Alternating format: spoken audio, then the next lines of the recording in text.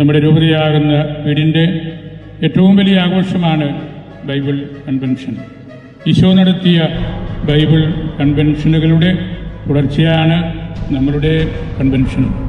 വിശേഷം പ്രസംഗിക്കുന്നില്ലെങ്കിൽ എനിക്ക് ദുരിതം എന്ന പൗലോസ്ലീഹായുടെ മനോഭാവമാണ് പല രൂപതക്കാരായ നമ്മെ നയിക്കുന്നത്. ഇത് വചനം വിളമ്പുന്ന പന്തലാണ്. നമുക്ക് കൂടുതൽ വിശുദ്ധിയിലും ഐക്യത്തിലും സഭയുടെ പ്രബോധനങ്ങളിലും ദൈവാരാധനയിലുമൊക്കെ ഉറച്ചു നിന്ന് വളരാനുള്ള വലിയൊരു അവസരം കൂടിയാണ്. എല്ലാവരും ഈ പന്തലിലേക്ക് കടന്നു വരണം.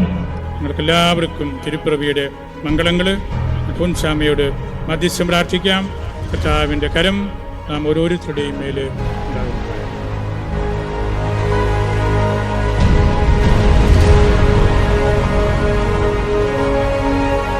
ക്രിസ്ത്യാനികളായ നമ്മൾ മാമോദീസയിലൂടെ നമ്മുടെ ആത്മാവിലൊരു അടയാളമുണ്ട്, തിരുക്കുരിശിന്റെ അടയാളമാണ്. ആ അടയാളം നിന്ന് കഴിഞ്ഞാൽ പിന്നെ നിന്റെ മേൽ പാപത്തിനോ പിശാചിനോ മരണത്തിനോ യാതൊരു അധികാരം ഉണ്ടായിരിക്കില്ല.